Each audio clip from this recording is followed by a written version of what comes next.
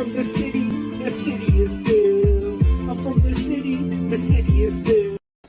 What is up, everybody? Appreciate you being here.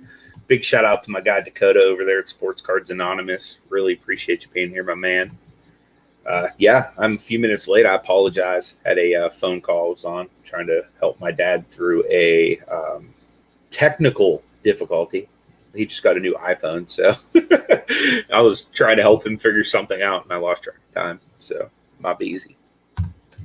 But definitely appreciate each and every one of you guys for stopping out. Steven's in the house. What is up, my guy? Good to see you, bro.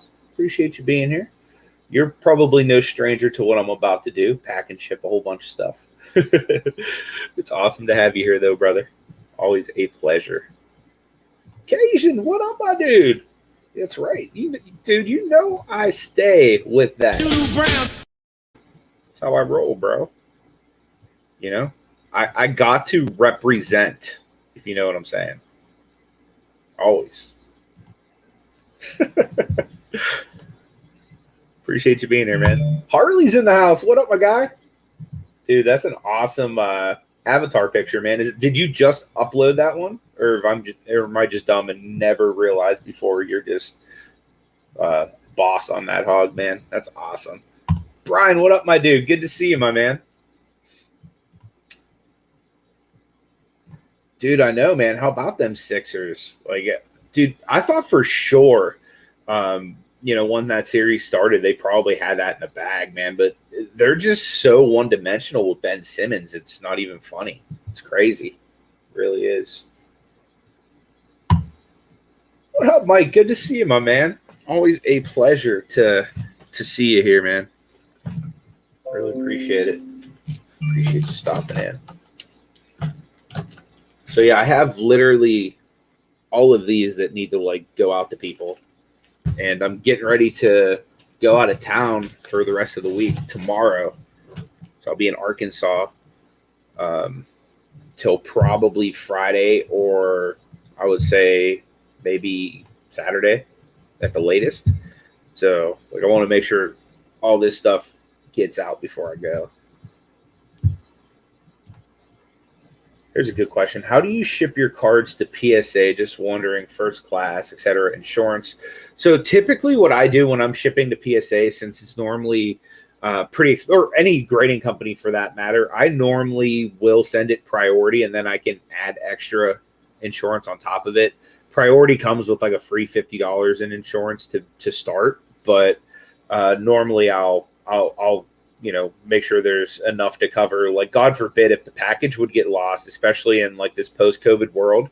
Right now I'm dealing with a return request from, I want to say May on eBay. I sold some dude in, I want to say he was maybe Poland, some weird, foreign country. Yeah, exactly, Cajun. Arkansas. That's exactly where I'll be. But anyway, so I sold him a James Harden rookie card. And now, months later, I'm dealing with a return on it because he still hasn't received it. And tracking shows that it went through eBay's global shipping program, which, thank the Lord, I use their global shipping because if any of you guys that sell on eBay know, once a item gets to their Kentucky facility, it's covered by eBay. So now this card that's lost, eBay needs to refund him for. So I still get the money that I made off of the sale. And since the issue happened after it crossed the Kentucky border where eBay reprocesses things, now eBay's on the hook for it. So that's always something to keep in mind for you guys that sell stuff international on eBay. They have a global shipping program that if you choose that option, it might be a little more expensive for the person who's purchasing the cards, but it also covers your butt, in this instance, that it's literally stuck in customs or wherever it is, because I can literally see that since May whatever, when it reached the border, it literally hasn't moved. So it's literally stuck there. So that's a good little tip for anybody that does do eBay. But as far as PSA, I always suggest, doing priority, adding the extra insurance, because if it gets lost, you're screwed. You know what I mean? Like, imagine if you only have $50 worth of insurance, like, and you sent out like $3,000 worth of cards. You know what I mean? And then imagine once those cards come back, like, if you get good grades on them, they're going to be worth substantially more than that. So, yeah, you always want to, and that's the good thing about like PSA and stuff. Normally, any grading company, when you're filling out your submission form, they want to know your max declared value on the cards. And essentially what they want to know is, what are you expecting this card to be worth once we grade it? And essentially, like, you know, so say if you were sending in a, you know, Zion Williamson, you know, you're just going to say, let's do PSA 9 value. So we're going to say $200 on that card.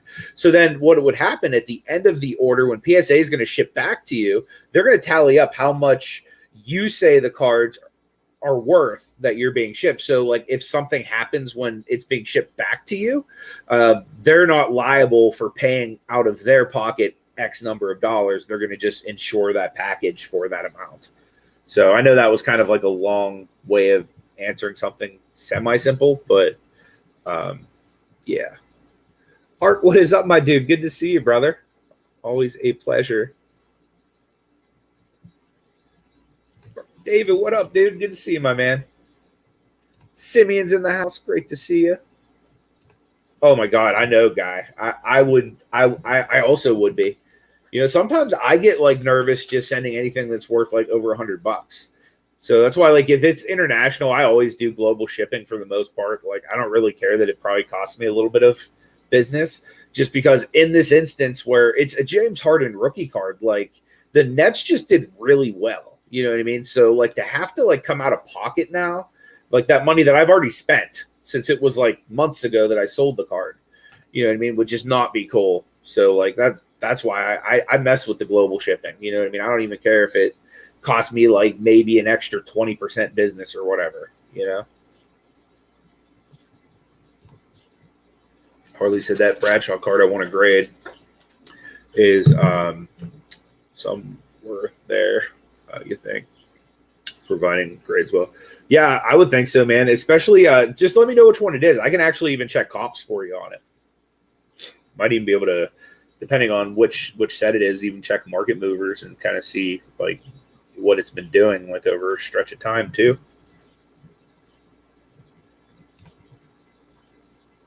Will the pure graded order be coming soon? It will. Yeah, Art, yours is actually done, bro. It's I'm getting on a plane tomorrow morning to go to Arkansas. And the reason I'm going is because we're going to bang out a bunch of orders. We just got a brand new slab press. I'm excited to kind of see like the functionality of it and stuff. But yeah, all of those orders are coming back like ASAP-ish. So especially yours, because yours is already done, Art.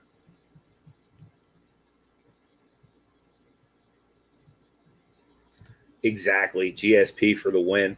Tom's in the house. What up, my guy? We got Hot Hands Hoshik in the house. Absolutely. He says join the break so that you guys can pull Trevor Sunshine. So these fat packs that I have, the crazy thing is there's a video on my channel I put out maybe a week ago, maybe a week and a half, somewhere in that time frame, where I'm opening these exact fat packs, and literally 2 in a row had a Trevor Lawrence retro rookie in it. It was like insane. So like there's some pretty decent stuff you can find in there, and each fat pack has a guaranteed 2 retro rookies. So those things are pretty dope if you guys haven't seen them. I was gonna say I know I just sold a Mac Jones one yesterday, but it's like literally in there somewhere. And it would be really hard for me to find it right off the rip. Spider, what up, my guy? Good to see you. Also, if you guys aren't following Hot Hands Hoshik on IG, make sure you go follow him. This is Alan. He is one of the owners of Pure Graded X. This dude does some pretty awesome breaks where like you literally get your cards graded that he does. And he's getting ready to do a Chronicles. I think it's like a 3 blaster box of Chronicles. It's going to be dope. So if you guys have not followed him on IG, make sure you check him out. What up, my guy? Good to see you. Appreciate you being here. Do you think the reason why sealed wax is dropping is because you can't grade cards at the moment? Probably.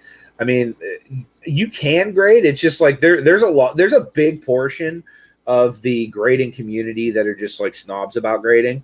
You know what I mean? And like, I don't say that to like be rude to anybody that's like a PSA fanboy or like a Beckett fanboy. Like, I get it. Like, I consider myself to be like a Nintendo fanboy. You know what I mean? Like, I have every single Nintendo system that has ever come out, and I display them in my house because I love Nintendo. So I understand why some people that are passionate about the PSA brand or the Beckett brand, you know, would feel that way, or not even grade at all for the most part. But there's still a lot of people doing like a lot of grading. That's why PSA and Beckett are both shut down, because they're so overwhelmed with the demand. And, you know, we've already seen fluctuations in price with what I would consider number 3 in SGC, you know, and they're still, you know, doing pretty well as well as I'd say they're pretty comparable to Beckett as far as resale value. But yeah, a lot of the newer companies, though, you know, are like CSG is already crazily swamped, you know, and they've just started grading sports cards. Now, I understand they had a comic book history, so like anybody that is also a comic book fan, like you probably were already dealing with the company, so it was an easy transition, especially if you watch a lot of the bigger YouTube channels that do sports cards right now. A lot of them are very in tune with the comic book market. A lot of them are investing in the comic book market as well. And honestly, that could play a part in why sports cards are down a little bit, is because a lot of us are spreading out our money. A lot of us are messing with NFTs now. A lot of us are messing with comics. You know, a lot of us mess with like memorabilia, different types of collectibles. You know what I mean? So like, I just think we're in kind of like more of like a diversification period, if that makes sense. You know what I mean? Because the awesome thing that I see with the sports card market is the fact that it's in such demand still that the major companies that deal in the market are so overwhelmed that they have to shut down. So, you know what I mean? Like it could very well be a reason, because a lot of people, you know, for example, if you're not necessarily somebody that does a lot of grading, you might only know PSA, or you might only know Beckett. And then you hear like it's $300 a card and you're like, yeah, I'm not doing that. You know what I mean? Especially if you're just like a novice when it comes to grading. You know, I think most people that really do grading on like a bigger scale are either like, you know, pretty hardcore collectors, or, you know, people like myself that like to just buy, rip, and flip, you know? So I think there's a number of reasons. I'm going to give a big shout out to my guy Art for the, I believe this is a super sticker. Thank you so much, man. That's so generous of you, man. Definitely not necessary, but 100% appreciated. Thank you very much for that, dude. I apologize. I'm so behind on the chat today. Scott's in the house. What is up, my guy? You have cards coming out to you this morning as well, dude. So you will be one of the people being shipped live. I'll make sure none of your information, any of the people going out live, none of your information is shared. So don't worry about that. We got Hobby Beast in the house. This guy is legitimately Canada's finest. I don't know if you know that. Big shipping guy. That's right, man. Shipping is what I am doing today. Like literally, I woke up this morning and I was like, man, I literally don't have time to edit a video today, because I have to get through like all of these cards. Plus I still have like a whole bunch of like eBay / like other auction items, like, because I don't know if you guys know this, but like I buy and sell storage units too. So like I have a bunch of like random box lots that I have to pack and ship yet today as well. That's like all downstairs. You know, I have like a completely different section of my basement that's literally like all big inventory, like that type of stuff that I just don't want junking up my like actual house. Dude, that's awesome, man. You got Justin Fields, Zach Wilson, and Mac Jones. That's awesome, dude. I pulled almost every single big quarterback so far in score for the retro rookies, except for Trey Lance. That's the only one I haven't pulled. And I've traded almost all of them to Marty now for Cleveland Cavalier cards. I kept one Trevor Lawrence because I pulled 2. Like in the one pack opening, I literally one pack after another pulled 2 of the exact same card. So I just traded 1 to Marty. Exactly. Yeah. Me and Alan will be breaking live this week. We're going to both be in Arkansas, and it's going to be amazing, guys. You guys will probably see some nice hotel breaks. We're going to have some fun. How much did the Mac Jones sell for? Honestly, I sold that in like a random quarterback lot. So let me tell you. So actually, there were 7 other cards in the lot. So this is going to be like even better value. So let's see. QB. This is from yesterday.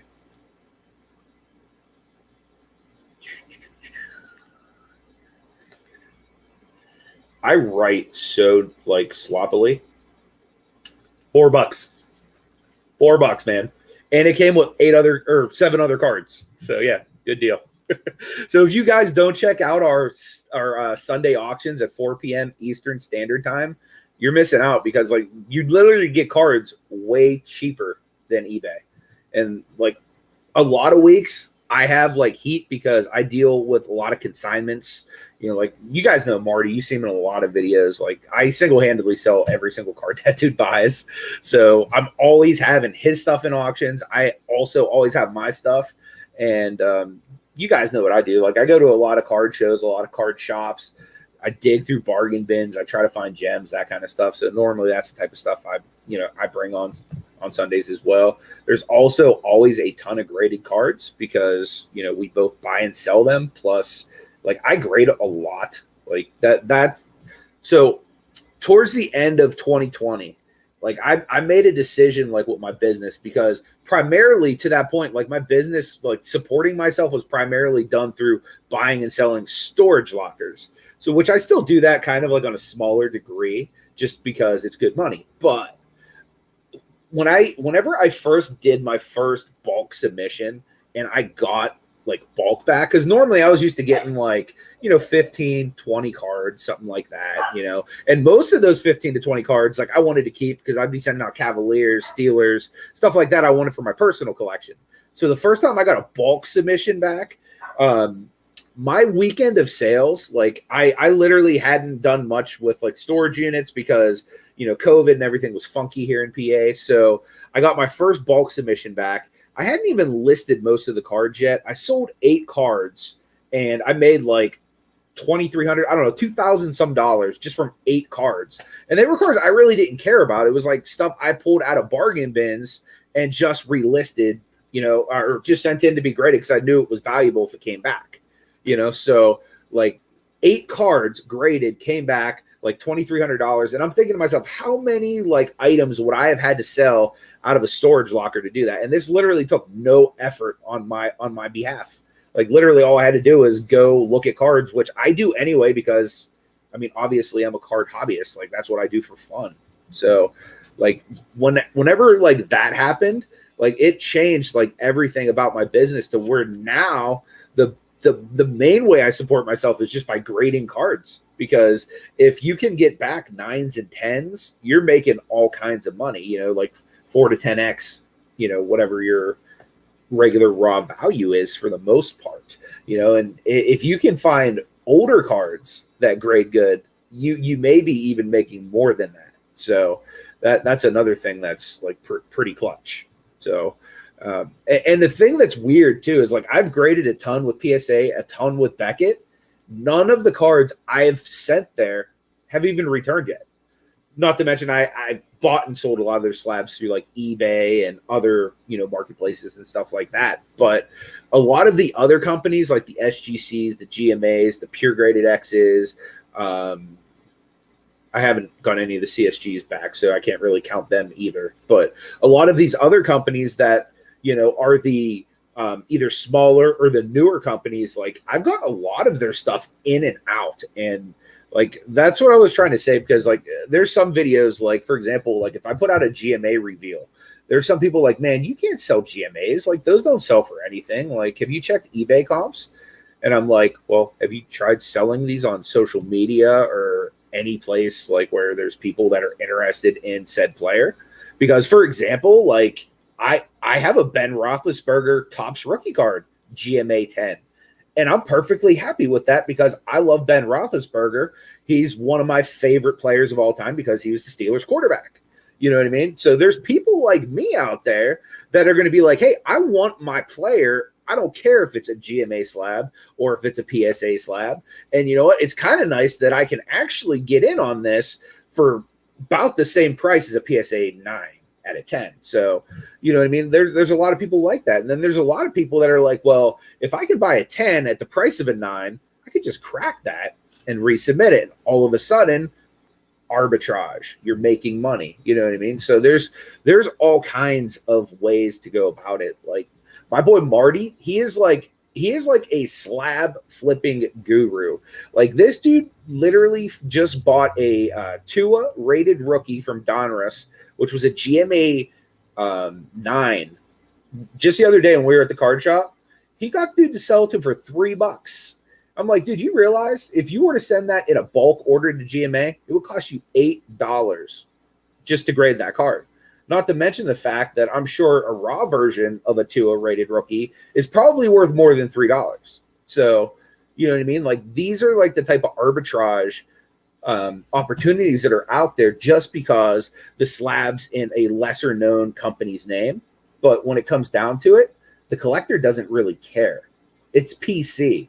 Their card's protected. They're happy. You know what I mean? Like that's the way I look at it because first and foremost, I'm a collector, you know, and like the cards I'm most passionate about are like basically Anderson Varejao. Like you should see the RPA collection I have of Anthony Bennett, who is literally considered to be one of the worst draft busts in NBA history.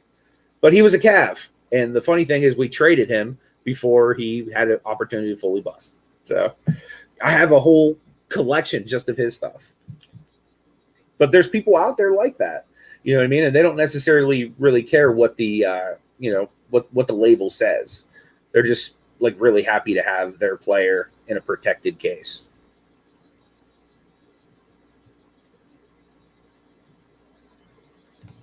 Gotcha. You want a Justin Fields. He and Lawrence are the ones you have not gotten. Gotcha. And I apologize, guys. I am a little behind in the chat. I just want to make sure I don't miss anybody. John Salisbury, what is up, my guy? Good to see you, brother.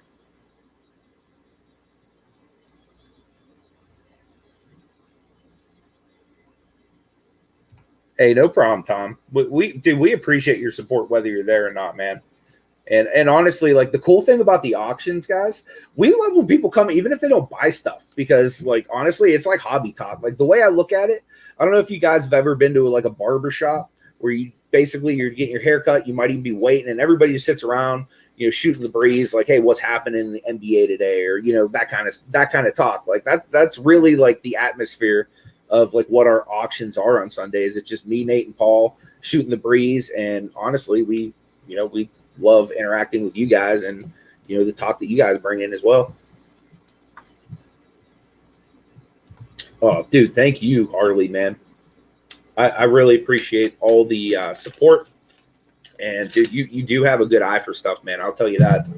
Because, you know, I can tell, like, some of the people that be coming in, and it's, like, literally, like, the stuff that they're buying, it's like, man, these are, like, buys I would make. You know what I mean? Like, these are the type of stuff I would be buying, too. That's what's up. You got a new PC. That's what's up, dude. That is what is up.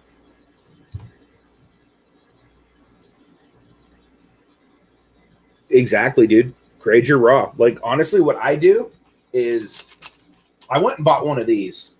And there's a video on my channel that has a link to this exact one. There's people that pay like $200-$300 for stuff like this. I bought this for like $50 on Amazon, and it works beautifully. And the thing is, like, if this like small screen is not sufficient, you can plug it right into your PC.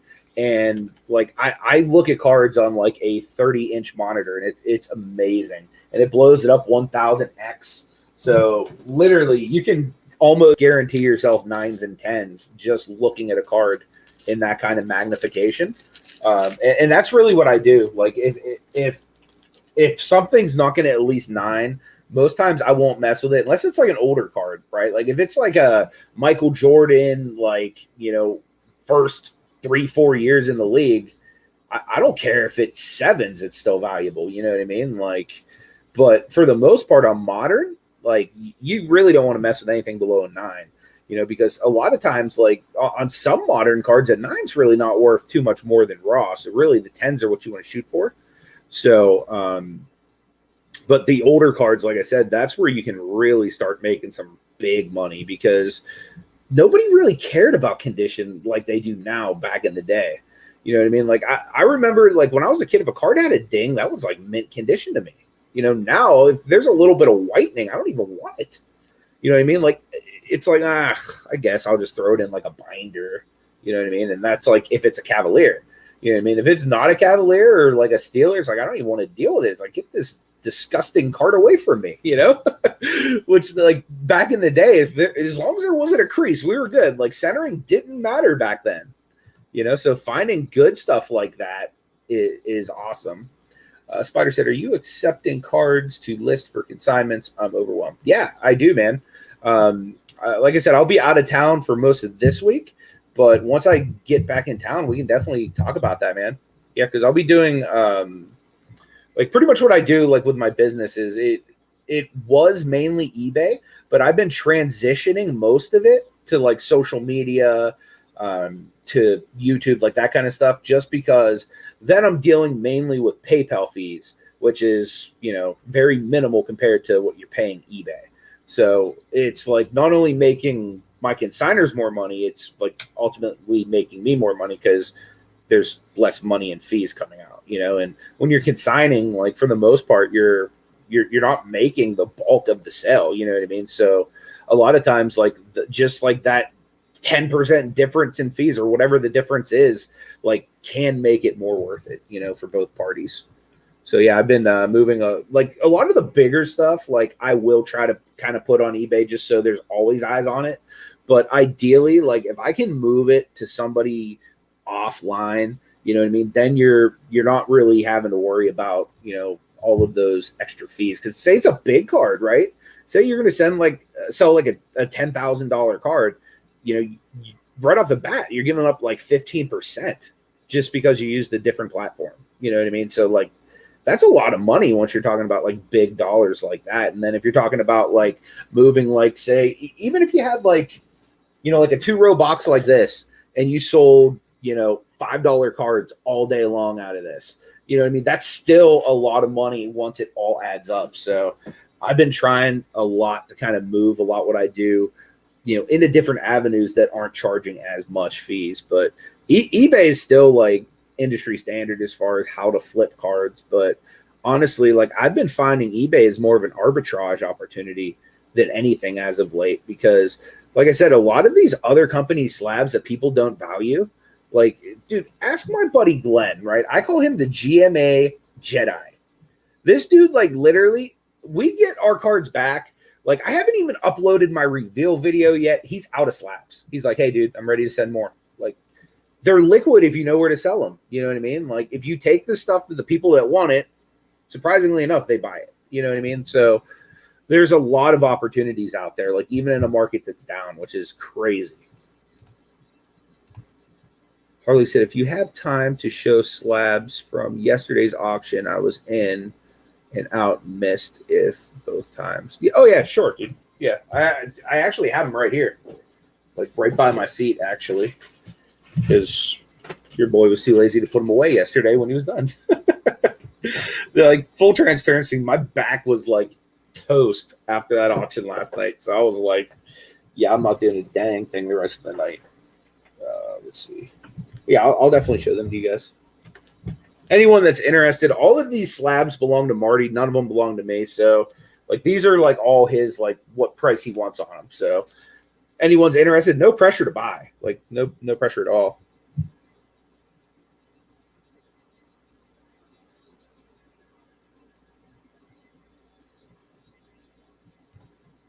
Exactly, Tom. Exactly. I do the same thing. Like, and then a lot of the players that are my PC, I don't care if it's a GMA slab, you know what I mean? Because it's my PC. So what's the difference between I mean, honestly, like the way I look at it, and this is just a random card. I think this is probably even Harley's card, but so say you have this card and it's like, man, you love T.Y. Hilton, right? I mean, you still love it and it's in here and it looks cooler in here. You know what I mean? Like that's my opinion. Like I don't necessarily care what the label says as long as the card I love is protected.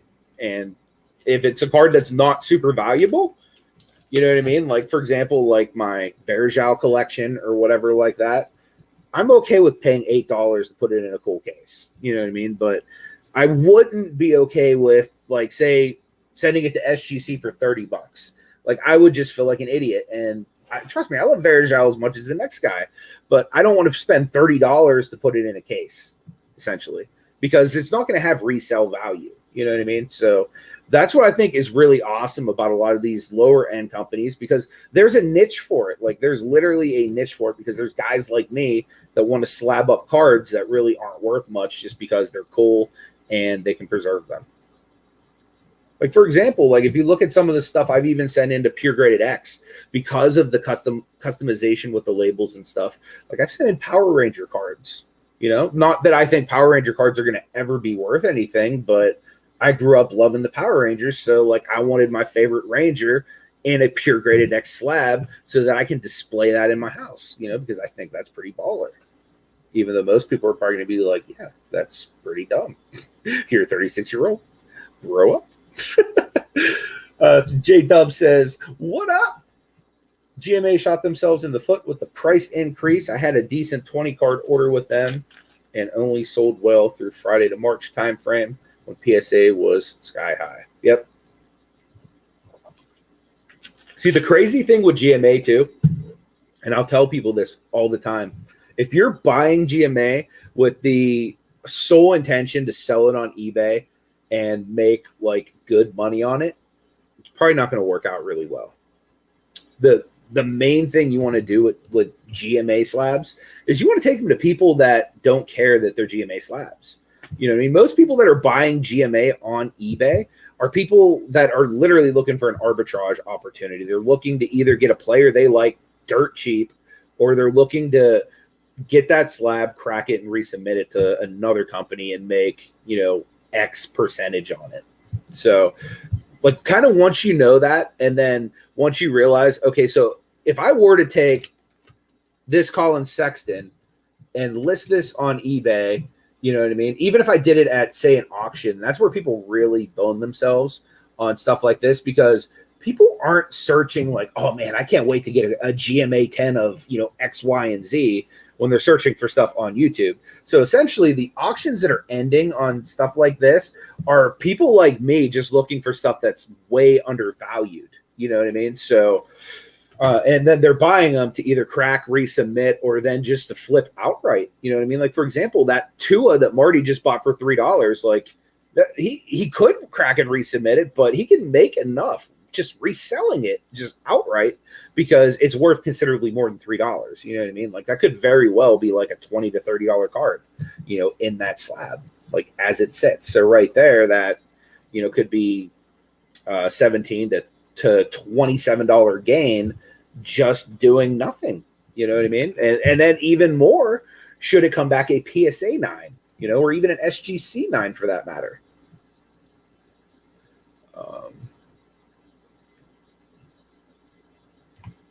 Good point here too. Yep. Cons and shows are really, really good to be selling that stuff as well. You know, the funny thing is, like the first time I ever rolled up to one of like the Pittsburgh shows, and like most of our card shows here, like I said this on, I don't know, it might have been my channel or Nate's channel the other day. There's a lot of like PSA snobbery and BGS snobbery like in the area. And like, it was almost to the point where like I showed up literally with a couple of these, like it's tuxedo time boxes. Like there's not many people that won't say like SGC is like number 3 in the industry. Like they're a legitimate company. And like, there was people like sticking their nose up to like me bringing SGC slabs to the show, you know what I mean? And trying to like trade and or sell them. And it's like, It's crazy because like even SGC is super liquid even on eBay and like anywhere else that I've tried to sell it. Yeah, dude, there's definitely like I don't even know if Anthony Bennett collects Anthony Bennett. It's that bad.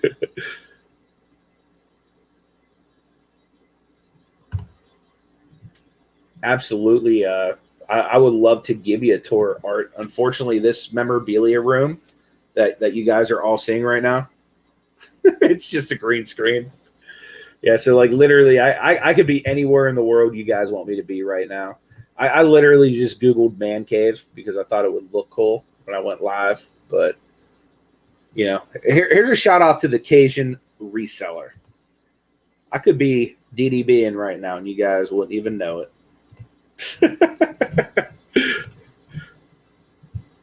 Money Bound M, what up, my man? Good to see you. Appreciate you being here. Glorious P, what is up, man? Yeah, I actually have sent you an invoice. Do me a favor, bro, if you can, send me an email with your email because I don't know if the one I have is wrong. And I don't want to like say it or put it in the chat because that's like your personal stuff. So if you can, shoot me an email. I'll toss my email in the chat right now. If I could learn to spell my first name, that'd be great.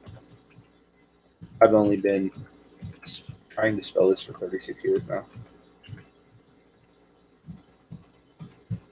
Oh, just dropped it in late chat. Sharon's in the house. Good morning to you, Sharon. Appreciate you being here. That's awesome. He says he has a reminder every Sunday at 4 p.m.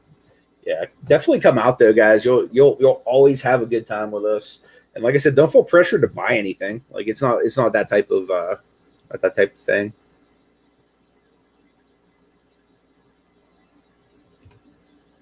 Oh, dude, no, you don't have to send another one. I appreciate that though, man. I'm sorry I didn't get to it yet. I'm still like a little bit behind in the chat. Actually, let me pull it up over on YouTube so that I can see it better. Because for whatever reason, StreamYard just like shows me the thing and not like a whole lot about it. What it actually is. I want to. All right. And again, I apologize about being behind, guys. That's like the hard part about like normally when I go live, I have like Nate or someone to like BS and I can kind of like we can keep each other ahead or whatever. I don't know why it's not showing now. But I will give myself a thumbs up. If you guys are here and you still haven't tickled that thumbs up button, feel free to go ahead and do so. It is absolutely free to both do that and subscribe if you have not already. We are getting close to, well, I don't want to say we're getting close. We're like 300, almost 300 subscribers away from 3,000. So we got like another 10% to go before we reach it. Once we do reach that milestone, we're going to do another slabs or cash giveaway. I don't know if you guys remember when we did that. You know, when we hit 2,000. Essentially, what I do is I'm going to take, you know, say a thing of slabs like this, and I'll put different slabs in different envelopes like this, and we'll draw some winners. And basically, whatever's in the envelope. So, say like the envelope, it could have 3 cards in it, and each card's going to have a price on it of whatever it's worth, right? So like eBay comps on the slab. So you can either keep whatever slabs come out of the envelope, or you can sell those slabs to me for whatever their eBay comps are. So that's just something I like to do periodically on the channel, just to thank you guys, because honestly, if you guys weren't here watching the videos, it would like honestly not even motivate me to put them out. So thank you, all of you guys, for everything you've been doing. I genuinely appreciate all the support. Talk about. And let me get up in here so I can get that sticker. And I apologize, I didn't see that off the rip.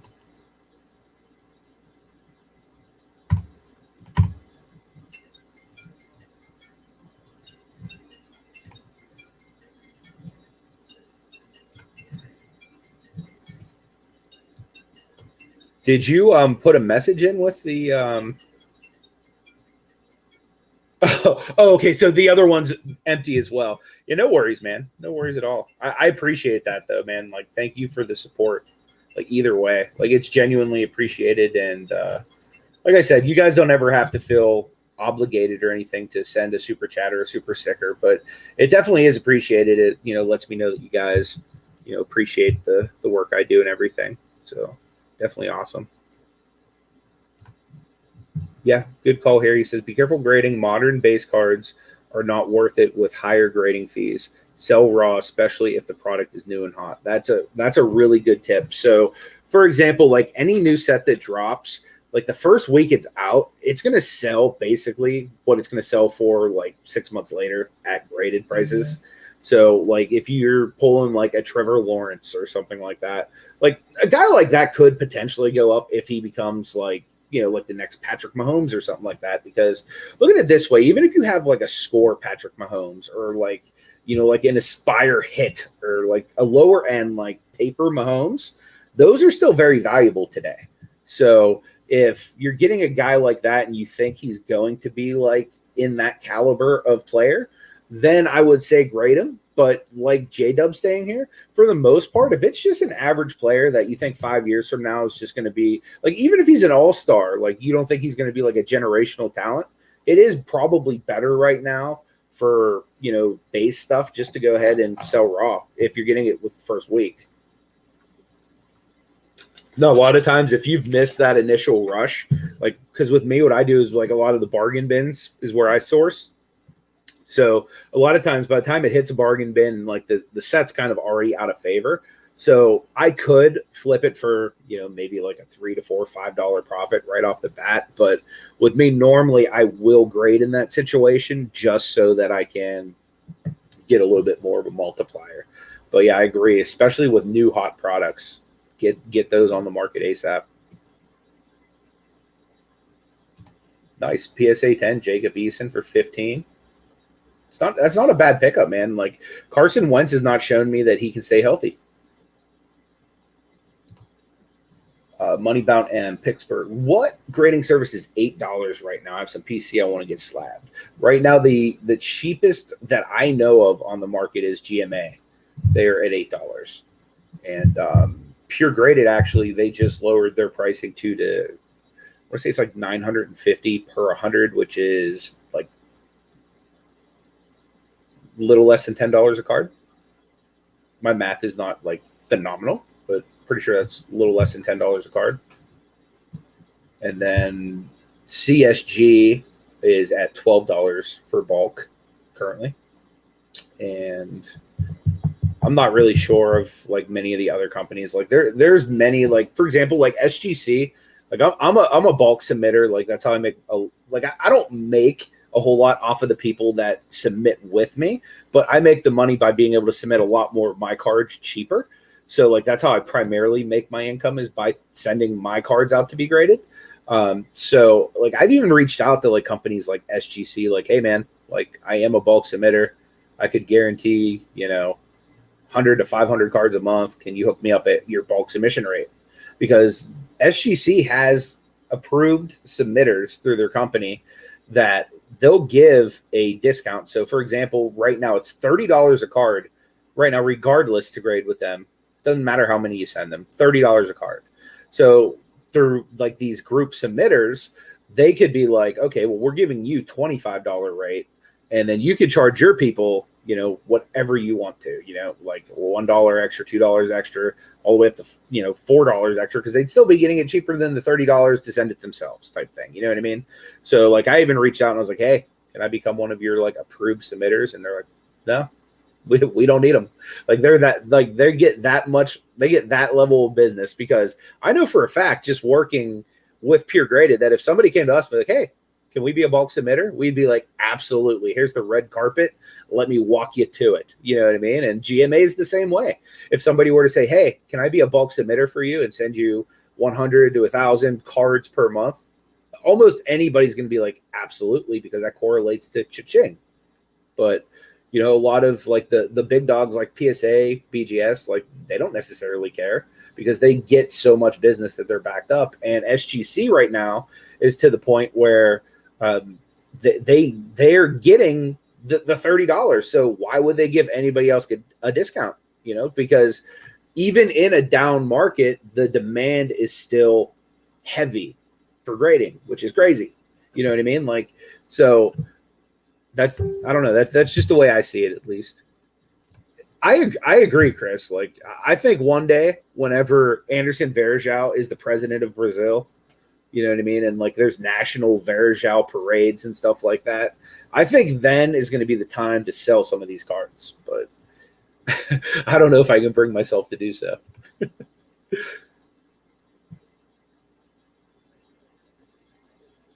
Yeah, absolutely, Scott. Well, if you ever want, I do bulk submissions. I do. Like Doo Brown. I do bulk submissions for them as well. So if you have cards you want to send, I do pre-grading as well. So like if you don't want anything like below a 9, like for me, like I'm cool at 9s. Like 9s are just fine for me. There's some people who are like, dude, I don't want anything below a gem mint, like 9.5 or 10, and like that stuff I look for as well. But if it's a 9, I'm perfectly fine with that. So what I normally do is I'll run everything I send in to my bulk submissions through my microscope just to kind of make sure that most of the stuff you're getting back is going to be what you want. But yeah, if you'd be interested in that, man, I'd be willing to do that for you. And like I said, you'd get in at whatever their bulk price is. The only thing I charge is like $1 per card because of obviously the cleaning, the new sleeve, the new top loader, the flag, that kind of stuff. I don't really make anything off of it outside of getting my own cards cheaper, which I send a lot. So that helps whenever you're sending a lot of cards. It helps a lot. Let's see here. Nice. Got a $35 Mosaic 2 at GMA 9 last month on eBay. Took a few months to sell, but eventually made something out of it. That's what's up. Yep. And honestly, like I think even right now isn't the best time to be selling football, but I think like once the season like is approaching is going to be a very, very fruitful time for football. In fact, as of right now, like the things that are most popular that I'm selling, and honestly, I sell a little bit of everything, but I try to focus mainly on football and basketball because those are the sports I know very well. Football is so hot for me right now. Like yesterday during the auction, I didn't even open up my basketball stuff. Like I didn't even get to it because football was doing well. So I literally just fed the auction football all day for the most part. But yeah, I think football is going to be really, really liquid here soon, especially because I really think Trevor Lawrence Mania is going to be the closest thing we've seen to Zion Mania, in that sport. Now, I know that football is not as American football, I should say, is not as international of a sport too. So obviously it's not going to be like full blown Zion Mania, but as far as football, this might be like the hottest the football scene has been because not only are you going to have Trevor Lawrence Mania, but there's literally five quarterbacks people are going to be chasing this year in football, which is huge. And then you figure last year, you still got some good quarterbacks too. So it's almost like the Zion 2019 class was awesome.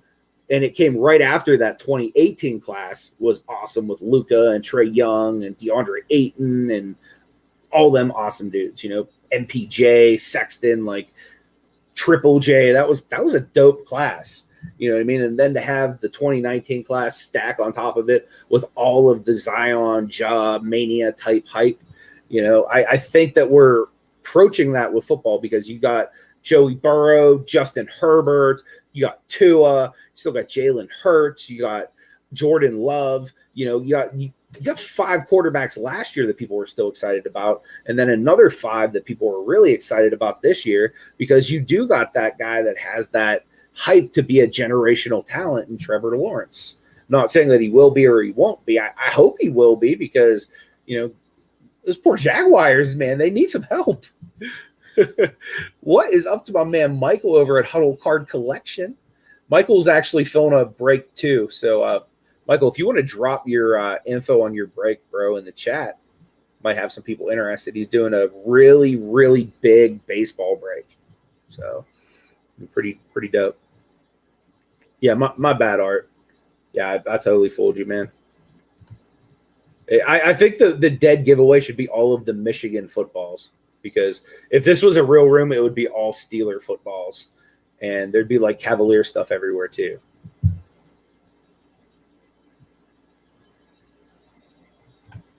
For eBay with cards, I do almost entirely buy it nows or best offer. And the reason for which is because I don't really deem the auctions to be a fruitful use of the resource unless it's like, say, something that is very in demand and scarce. So if I had let's just say a numbered LeBron James rookie card, that was signed, autographed, like maybe an exquisite, that I would most likely want to either sell on eBay to get top dollar because people will fight over it, or, I want to go to an auction house, kind of like Golden Auctions or something like that. But what I find with the average card, typically the auctions don't bring in more than the buy it now pricing. That's just my opinion. But obviously auctions will sell it faster too. So if you're looking to just turn and burn and you're not really worried about like a certain percentage of ROI, auctions aren't bad. You know what I mean? Like, it's not bad at all. Like, for example, like whenever I barely even list anything that's like standard envelope worthy anymore. Like I whenever they first did standard envelope, I was listing a lot of cards and I was selling a lot of cards that were like sub $20. Now, basically anything I get that's like a sub $20 card, I just put in lots in our auctions on YouTube. So you theoretically could, with those kind of cards, put them up at auction and just kind of get whatever you want, But lately I've been saving a lot of that stuff just for, social media, YouTube, that kind of stuff, just to try to save on the fees and stuff personally. Cool. Thank you, Sharon. I appreciate it. You will be shipped today too, because like I said, I will be in Arkansas all week.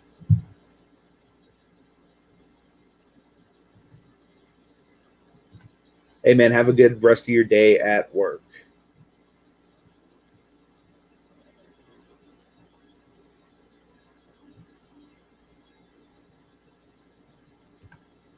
Okay, cool, man. Sounds good.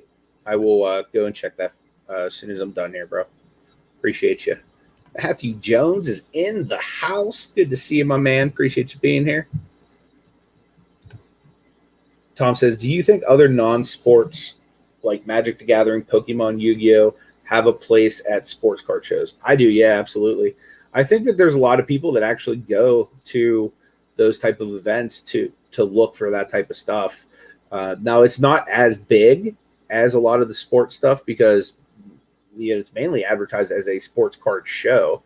But I think that regardless of market or anything like that, those are going to always be hot because you're going to always have to have people buying new cards to build certain decks.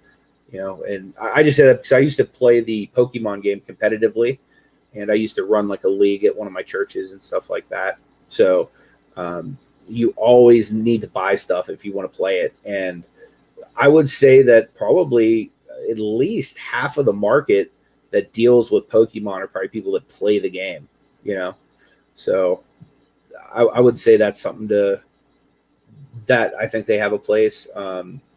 Magic is the most popular. It's even more popular than Pokemon out of all of them. I've never really dealt with Magic, but I know Gate City Paul does really well with it.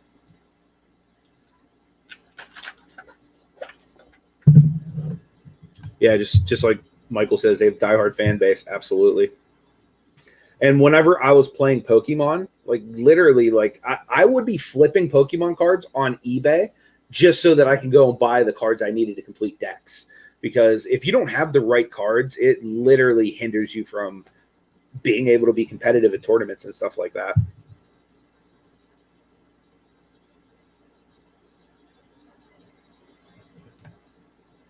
Yeah, that is a good point. I would say like part of that probably might have to do just with like our niche is a little bit more geared towards like the sports thing, because honestly, like I've even had comments in some of my videos like, dude, why are you going so fast past like all of the Pokemon and the Magic and the Yu-Gi-Oh? And I'm thinking like, that's a good point. Why am I going so fast by that? Because there is a good portion of the demographic that does enjoy those things as well, and I think that's why people are able to go to those type of shows and make money, because a lot of times card show tables are not cheap. Like, for example, I've been looking into maybe getting a table at the Dallas card show that's going to be happening in August. And if you even set up one table, I think it's like almost $400 just for one table. You know what I mean? And I would not be surprised to see people at that show selling Pokemon or Magic or Yu-Gi-Oh or something like that. But yeah, I would imagine that they probably do get a good bit of business. But yeah, I do agree though. Like, I'm sure that there's like another like little niche of YouTube that deals mainly in Pokemon and like the trading card aspect of things. And I'm sure they probably do have some kind of videos where people are out hunting like that, I would imagine. Oh, that's awesome, Michael. See, that's the kind of stuff I've been getting into lately, like just collecting like the weird stuff. Like, I just bought a bunch of like old 90s junk wax of like the Ninja Turtles and Power Rangers and Ghostbusters and like all kinds of weird stuff. I think some of it's going to get hot again. Like, for example, like Marvel stuff, like how that blew up. I think, I do see some of them getting big, although there's probably a big pocket of that that's going to remain junk wax. And sadly, that's the stuff that I'm most attracted to.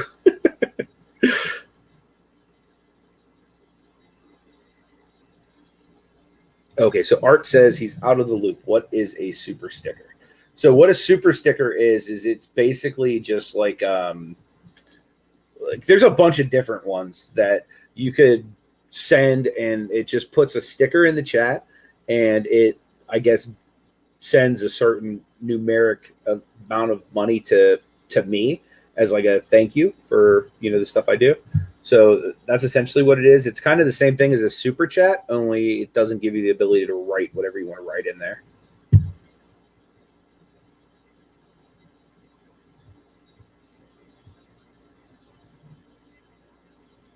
Cool. Sounds good, man. I would love to help you out with that. Like I said, I bulk submit for a lot of different companies just because that's how I make most of my income. Like, people are surprised, to hear that. Like, but it's so liquid. Right now, graded cards just sell. They sell so much easier than raw cards because people just want them. Like, they're just cool. Like, there's something that's just cool about having a card in one of these. I think, you know what I mean? Like, I don't know. I just think it's cool. Got Mel in the house, Kelsylvania reseller. Good to see you, Mel. One of my favorite PA peeps. Mahomes. Love me some Mahomes boy. I was actually just talking with my buddy Marty last night, and actually Nate too. Actually, weird enough, I had the same conversation with both of them last night, and they both said the same thing. Is like the one card that's like a modern card that we really, really want to like have long term is Patrick Mahomes' rookie card. And the crazy thing too is like his prism that year is only silver because I don't know if it was like a printing mistake or whatever, but all of the rookie cards that year turned out silver in that set. So I don't know. I just want one. I see that as being like kind of like the next Tom Brady. And honestly, unless that dude gets injured, I think he's the safest buy right now in sports. But granted, I don't watch all of the major sports. I mainly watch football and basketball pretty heavy. And then I'll watch a little bit of Pittsburgh stuff. Other than that, I don't really mess with too much.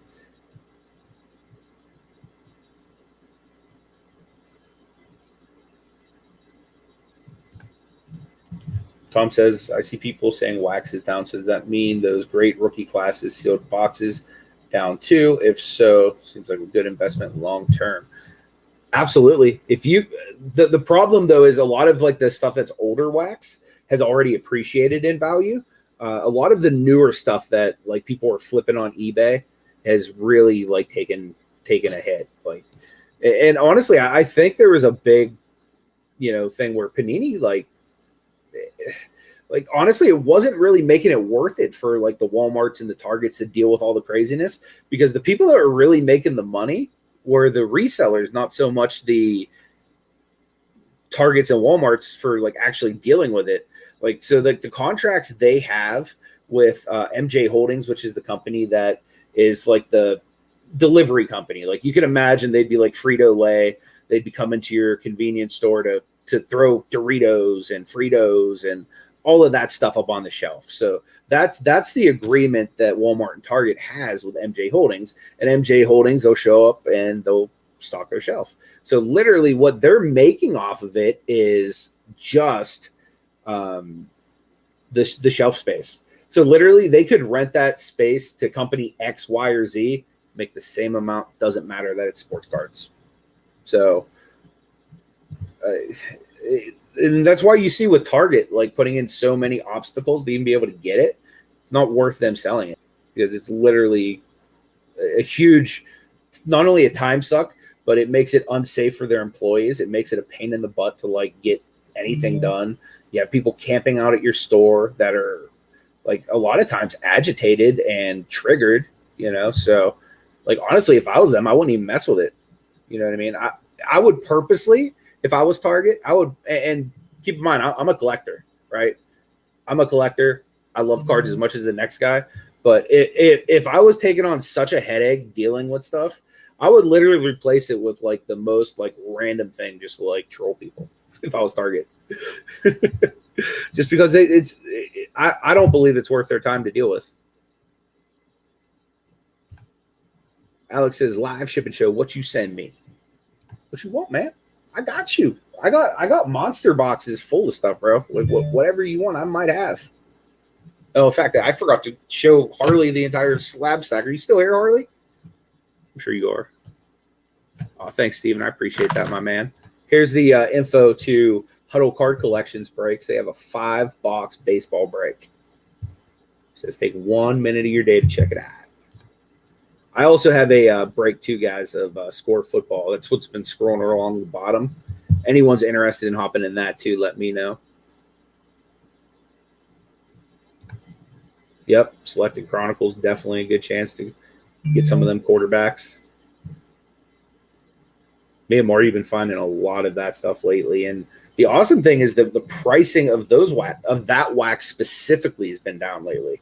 So it's been making it a lot easier on us to be able to open and stuff like that. Good call, man. Definitely. I've been a lot of my buddies have been finding stuff Barnes and Nobles lately. I honestly haven't been doing very well with like the whole retail hunting thing, because honestly, like for me, I'm that guy that if I go to like 2 or 3 Walmarts and I don't get anything, I just get discouraged. I'm like, I literally just wasted hours of my day that I could have been doing something else. So most of the time that I find stuff, it's normally because awesome people in, you know, the community will like message me like, hey, they have cards at this shop, and then I'll just go get them. Or like my mom, she's always at Walmart, so she checks like almost every time she's there, and she always finds stuff for me.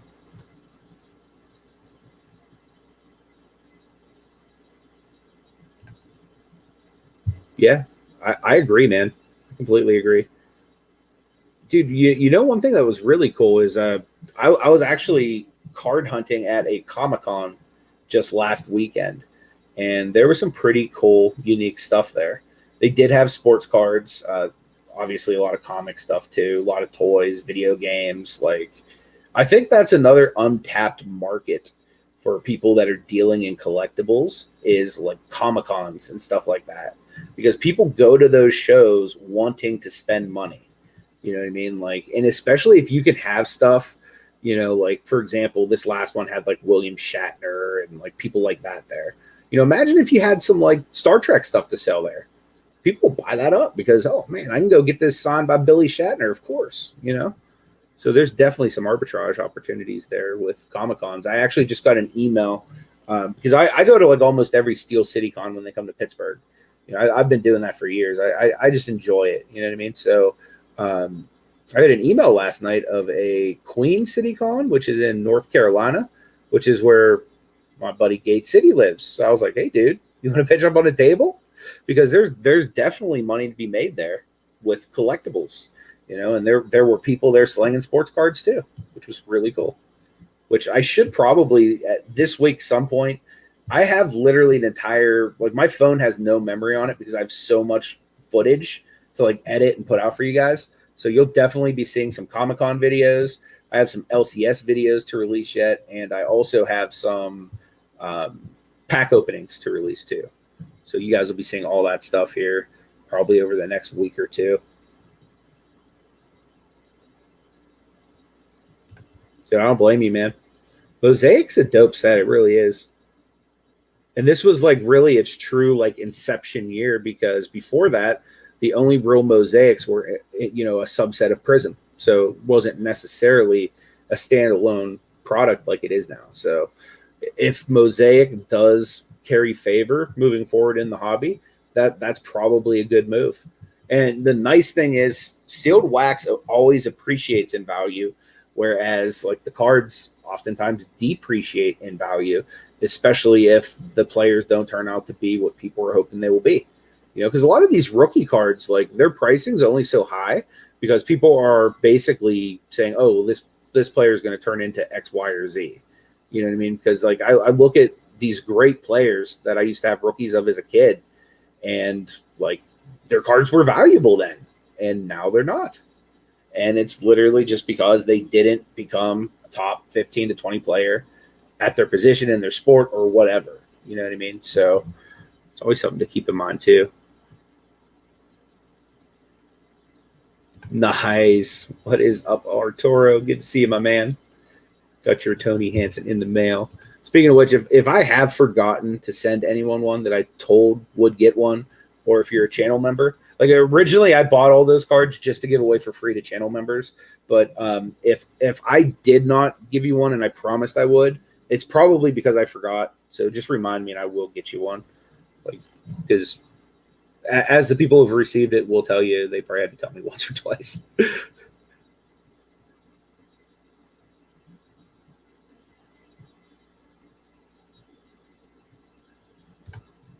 Yeah, exactly, Tom. He says he does notice that sports and TCG are super separate currently, when there's a bunch of people like me who do both. Seems like a natural progression to start bringing parts of the market together. Absolutely. You know what I mean? Like, for example, whenever I, first started collecting cards, like for me, it was sports. And then the thing that kind of like refueled my passion for cards was playing the TCG. You know what I mean? And like finding that community. And it's like, wow, okay, so these people are passionate about collecting, but they're also passionate about playing a game and hanging out and doing X, Y, and Z together. So I completely agree, man. And then like from there, that's when I started being like, oh, I can kind of appreciate like, non-sports cards now too. You know what I mean? Like where I'm like actually starting to collect stuff like that and get that kind of stuff graded for my personal collection. That's the thing I really like about Pure Graded X, is getting like those custom labels made for like my Power Ranger cards or like my Luke Skywalker 1983 sticker I want to get done. You know what I mean? Like it's just going to be so awesome. Dude, that's awesome, man. I love Marvel stuff too. Like I've always been a big Marvel fan. I like, the funny thing is like I'm one of those guys that actually liked Iron Man before he was like a movie, because like most comic people will say like, oh yeah, like Iron Man wasn't like anything like super substantial before like, the Robert Downey Jr. role and like all that stuff. Like I remember growing up, like I still have the comic book of Tony Stark becoming an alcoholic and like just being crazy. And I was like, wow, this dude's wild. So like growing up, I was like, man, Iron Man's my dude. So like even before he got like big, wild, and popular.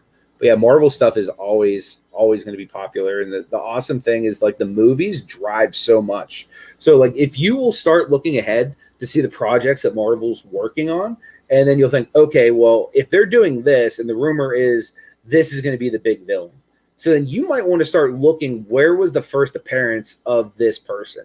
So when the movie gets closer, that's going to be the comic book that's going to be going off, and that's something like literally like when I was at the Comic-Con on Sunday, that was one thing I kept asking everybody, like, because honestly, I'm really good at grading sports cards, but when it comes to grading other things, like I want to learn about it. So like I'm literally asking everybody that has graded comic books out, like, dude, like what do you look for when you're sending comic books in? You know what I mean? Like that type of stuff, because I'm trying to learn that, because I think there's a really good arbitrage opportunity for, buying raw and selling flip stuff like that. Now, granted, I'm sure CSG's probably got some kind of a backup, or not CSG, CGC, which is the sister company of CSG, which is very, very backed up right now. Guessing they probably have some kind of a backlog as well. But that's the way my mind works. You know what I mean? Like I see something super liquid and I'm thinking, well, I bet that would be liquid too. And I'm not even touching that. Like literally all the comic books I have are literally ones I just rebought because they were ones I liked as a kid. You know what I mean? Like, so, but I know that's a market that definitely needs to be tapped.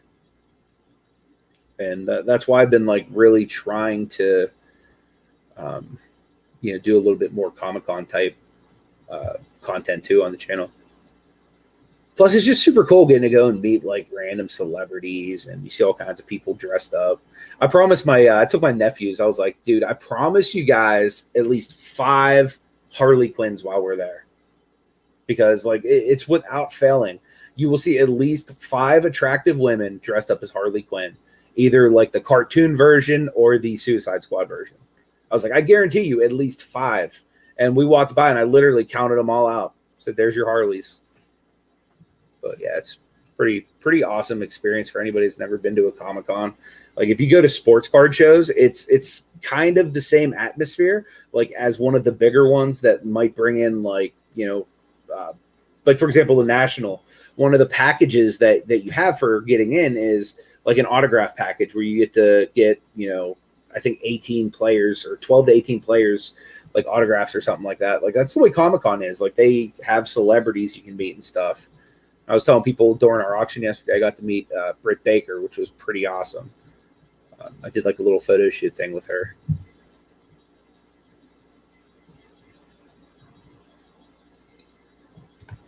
I can't wait either, Mel.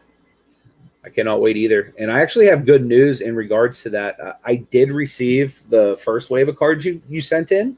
And guess what? I'm hand delivering that submission tomorrow. So you actually made the cut because it got here in time. So you don't have to wait for next month like you thought you were going to. So pretty dope. Yep. MJ Holdings also does a lot of those repacks as well on the shelf, which for TCG, most of those repacks suck, if I remember correctly. I haven't bought one in a long time, like, because admittedly, like I really haven't had time to play competitively in a while. Like it's probably been at least 2 years since I've played any competitive TCG.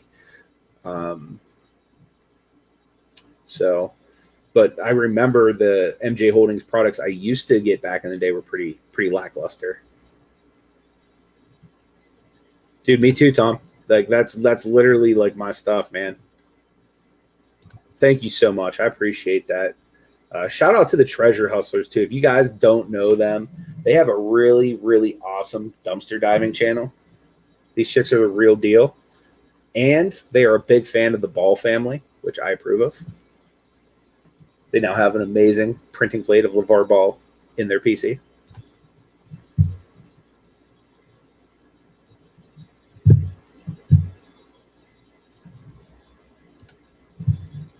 Yep. That's exactly how it was for me too, because during the time that Pokemon was kind of running wild in my life, like I still did kind of sports on a small level, but like literally it would just be like, oh, that's pretty cool. There's an Anderson Varejao, or, oh, Ilgaskis or some random Steeler like I pick up. I wasn't really doing like the investment side of things until maybe I want to say the 2017 season was when I kind of started picking up guys. Like I actually had a lot of Lonzo Ball just because I thought LeVar was hilarious. Like, okay, so something about me that like you guys need to know, like I was always the guy who grew up watching wrestling and I cheered for the bad guy. Like the guy who just showed up and was the biggest jerk in the world was always the guy that was entertaining to me. So like when LeVar comes out and he literally is just talking mess like he's a heel wrestler and that's just who he is as a person, I was like, man, I need to get down with this family. So so I started actually collecting a little bit of the Ball brothers, but like all the way back when, man. I had a dual auto of which I feel like such an idiot for selling it now. But I had a dual auto of Leangelo and LaMelo when they were in their Vivitas or whatever the heck Lithuanian jersey was. I ended up selling this card at $100. I bought it originally at 40, and I'm like, man, I can get 100 for it. I ended up selling it like that's like a $5,000 raw card right now. I feel like such an idiot since like the Melo came out and he was just like straight baller. You know what I mean? The sad part is I kind of bought the card more for Leangelo than I did Melo, just because like I'm always more drawn to like the lesser talented people. I don't know why. My bad. That's a phone call.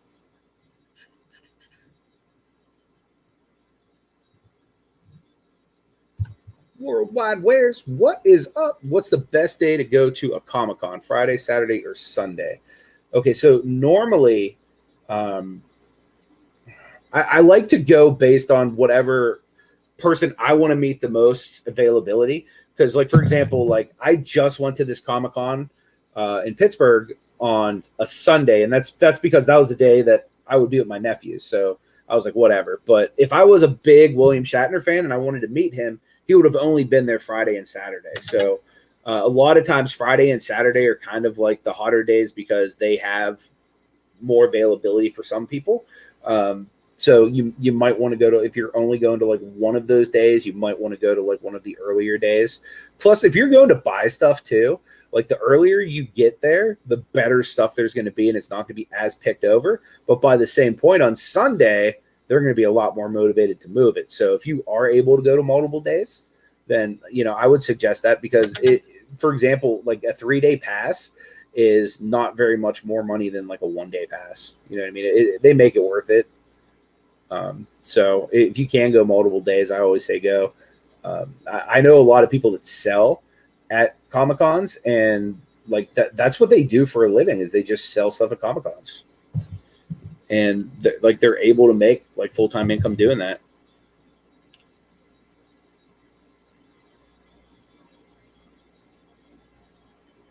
All right, guys. We've been live for an hour and 15 minutes, and I actually haven't shipped anything. So I think what I'm going to do is if I'm going to ship, I'm probably going to have to not be live so I can do it. So Dad's Vintage Garage is in the house. What is up, my guy? Good to see you, John. All right, guys. So I'm going to go because work is calling, but I love you guys. Thank you so much for the support. And I hope Leangelo gets into the NBA because I want one of his cards. Like I really do. But I love you guys. I'll see you later. I'm going to get all this stuff shipped. So everybody that's waiting on something, your package will be shipped before I leave for Arkansas. So don't worry about that. I'll talk with you guys later. May God bless you. And I hope that y'all take it easy.